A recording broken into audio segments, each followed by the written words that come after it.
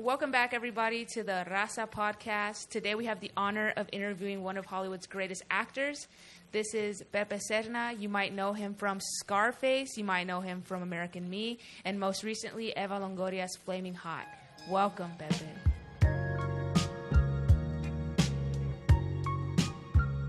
Thank you, and you are not wrong about being one of the greatest actors of all time. You know why? Why is that? Because each person out there is the greatest audience of all time, and that's what we need, like to support. We were talking a little earlier about your film that's coming up. That's right. And the support we need for sponsors to come in. And it's not that much money, but they're not waiting for Hollywood to happen. They are Hollywood, and they're making it happen, but we need your help to fulfill the dreams, not only theirs, but of your future kids. That's right. Like you mentioned earlier, we're in a room full of the next generation of Latino filmmakers. We have actors here. We have producers. We have writers. Can you tell us a little about your journey when you were breaking into the industry as a young Latino coming out of Corpus Christi? Well, I started off very young knowing that I was an entertainer. But the movies, and then so I did every sport, playing, always performing. And then my first, I was in a play where I danced and then summer stock and stuff. But when I did a movie, when I did the lead in the movie was when I was 19, and I was a bullfighter in Nuevo Laredo. And 7 years after I had seen Cantinflas fight in that same ring, he was like a clown, right? But he was a ballet dancer, right? And it was just amazing. And that's the idea. I had no idea how trained he was, and like they say, Charlie Chaplin said that Cantinflas to him was the greatest comedian of all time. And Charlie Chaplin was a great dancer too, could move. And I can move because I saw that on stage. I saw a little bit when you were giving your speech, a little bit of the boxing, a little bit of the right hook there. Yeah, you're still really light on your feet, I can tell. Yeah. Did that come just from training before? You said that you were involved in all sports. Just from, I think, one of the things is my real name is Pablo Alfonso, but my brother couldn't say baby, he said Pepe. So being from Texas, I was Pepe. So I've always had a lot of energy because people kept calling out my name. So I think that has a lot to do with how people react to the world, is what people call you, right? Yeah. What was it like meeting someone from the previous generation, Cantinflas? What was that impression for you watching him in the golden age and just getting to meet him and work with him? Well, when I went to meet him, I was trying to get help to meet casting directors and get help in doing movies in Mexico. I was in Mexico City. And so I don't know why I never looked to him or any of the stars in awe, because I was doing the same thing they were doing, even though I had grown up with his movies and just thought, man, there was him and Tintan. I like that humor, but then Pedro Infante, Jorge Negrete, of course, Maria Felix, Dolores del Rio, all of them were just so amazing. And so, yeah, it's just not just knowing. I just knew that I had it in me, and I just did it. Yeah, and that's interesting that you say all this because that's from the previous generation. And most recently, people might not know, he was also in the film Flamin Hot, which was directed by Eva Longoria. And she had such kind words to say about you in your film, Life is Art, saying that you were the image that she had that inspired her to jump into the industry. How do you feel going from aspiring to be someone and then becoming that someone people want to be? I think so long as you're aspiring, you already are. Just aspire, because, like I said before, you're the only one in the race.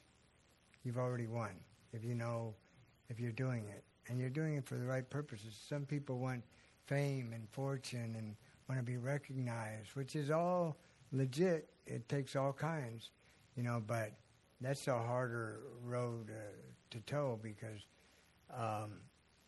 you're expecting more out of life than maybe life wants to serve you. And you get more served to you by just being more humble about it and just doing it for the sake, like they said, for the art. That's why I called both my memoir and my documentary, Life is Art, because life is art.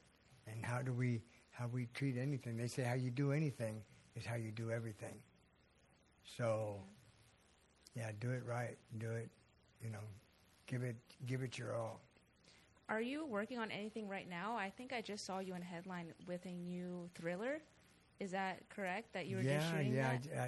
I just finished in July. I did 2 movies back to back in July.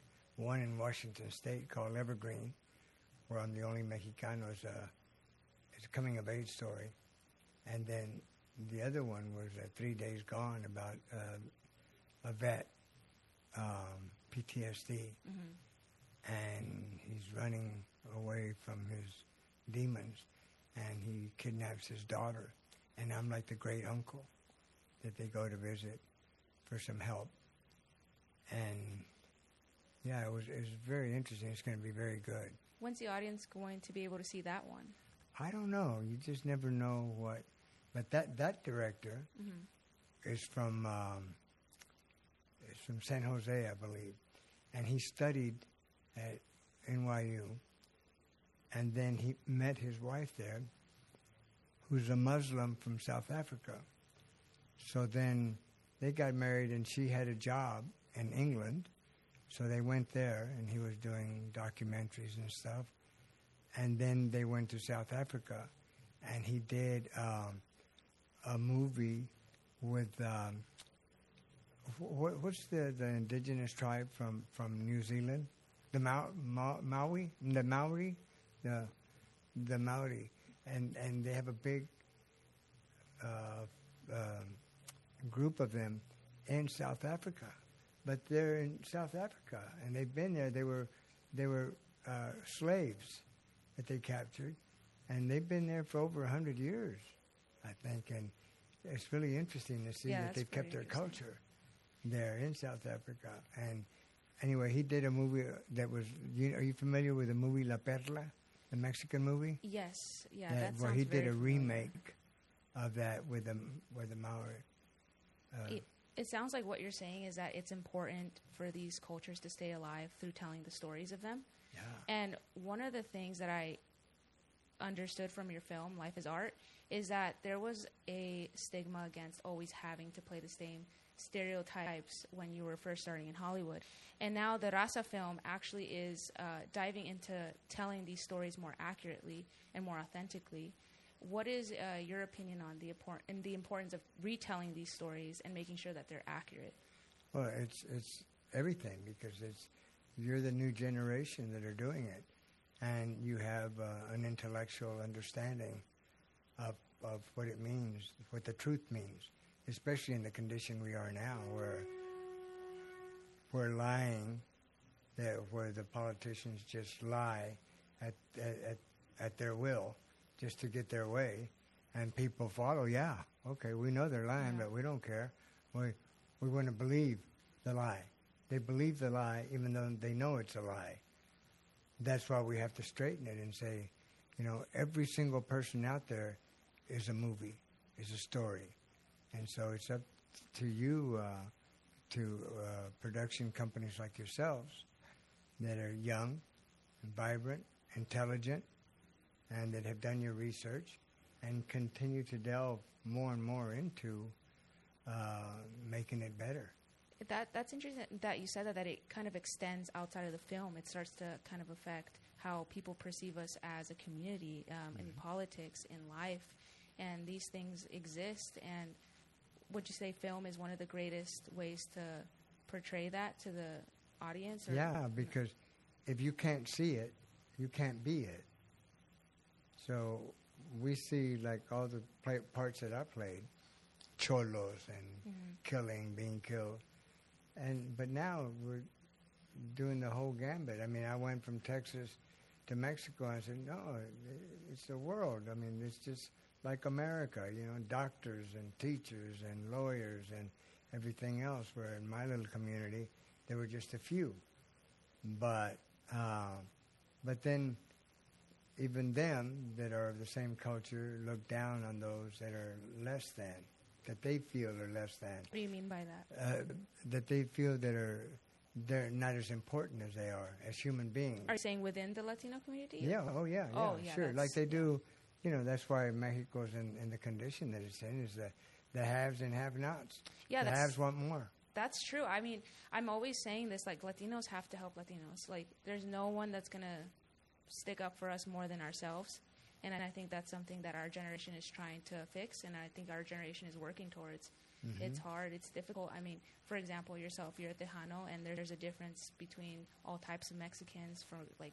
There's people that don't even come from Mexico that are still Latino. And how do you think we can unite as one and just come out and stronger? I think by showing them the intellectual property that we're going to create. And that's one of the reasons that I wrote my book and put out my documentary. And it's costly, and it's been quite a journey trying to get people to watch it, because just because you're Chicano doesn't mean that they're going to watch it, and they don't. Our audience is the biggest audience there is. Mm-hmm.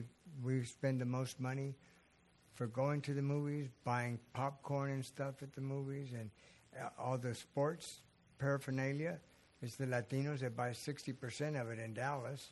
But then when it comes to us, their own, they don't support, because they have to be educated into it, into knowing that, hey, we need you. And that this is kind of life and death, you know, because then we have the people who are not voting. They're voting to support the rich, right, and the billionaires. And I have relatives that support, you know, the right wing that are not looking out. They're looking out. It's not totally, but the billionaires are looking out for the billionaires to get tax breaks, because the more money they have, the more they don't want to pay. Yeah, I mean, that's what we're working on. We're really hoping to give the people something to support, and we want to thank you for giving your life to, like, giving us something to support this whole time. You just received your Medal of Honor from the Lead Summit. Yeah. And that was in... Fantastic. Yeah, that was in honor of your service to the community. What's been your proudest moment in your service to the community? I think my proudest moment is any time that I know my wife wants to go for a ride, and I stop everything I'm doing to just honor that, because she's always with me. She wants to be with me all the time, and for her to love me that much. And love, you know, is not what people think it is, you know. When you're young, and it's that the sexual drive and how beautiful, and it's all that. And that's why girls are more mature and can be more picky, but guys have no conscience for the most part, you know. It's just like they see another, you know, it's just like dogs. They see another one, they're going to go mount another one in heat. And you got to realize that love, true love, is really so much more, and it's different for everybody. And it's realizing for yourself, what does that mean, you know? And it's very deep, and I teach master classes in that, but they're $1 million a session. Oh, wow. Well, you heard it here, guys. Men are dogs. Pepe Serna said it, not me. Well, thank you, Pepe. Do you want to go ahead and tell the audience how they can get a hold of your book and your movie, the one that we were referencing here? I had the pleasure of watching it. It's a great film. It's the history of how you became who you are. And we had a featured interview by Cheech, who the city of Riverside is very familiar with, because he has his museum there, and he's very involved in the city of Riverside. And he mentioned you in the interviews. He spoke about working with you. You're one-of-a-kind actor. And he had a lot of nice things to say about you. We hope to work with him as well in this production for the city of Riverside. So that was great to see as well. Well, this is great that you're doing this, especially at an event like this. It's, you know, it's the future scholars. That's right. You know, Latinos. The future Latino scholars. Yeah. Yeah, we'll have the link in the description below for his book. It's on Amazon Prime, I believe, as well, in video, Apple. and also YouTube and Apple. And I watched it. It was great. He has a book as well if you want something physical. And like he said, it's going to be worth millions. Right? And if you go to that QR code, you go to my workshops. It's my website, and you can see the workshops that I do with all kinds of different things. The artwork where you can buy art and everything. It's about monetizing what we have, and using that to help the rest of us. Okay. Thank you. Thank you so much for being here. This was amazing. We're so grateful for your time. I know you have a lot of things and you're running around all over the place here, but we really appreciate you taking the time to help us and nurture the next generation here, and we're really hoping to make you proud. It's my pleasure, and it's really a joy to work with intelligent young filmmakers like yourselves. And you out there, the audience, you're just as important. And whatever it is that you do, hang out with people who do the same thing, because you grow by leaps and bounds by doing that. You don't waste a lot of time. Get it, and then by doing it together, you get deeper and deeper into it. And I can tell you're all very intelligent and deep into what you're doing, and it's not about the fame and fortune, although that's what it takes to continue. Is that the fortune, the fame, because people have to say, oh well, yeah, they've done some good work. Let's support them, because I'll invest in them. They already have shown that they're doing good. So keep up the good work. Thank you. Thank you so much. Right. Thank you guys for watching again. One more time, this was Pepe Serna. Another huge shout out to our sponsors, Eastside Art House. You guys can check them out below as well. Thank you. Thank you. Thank you.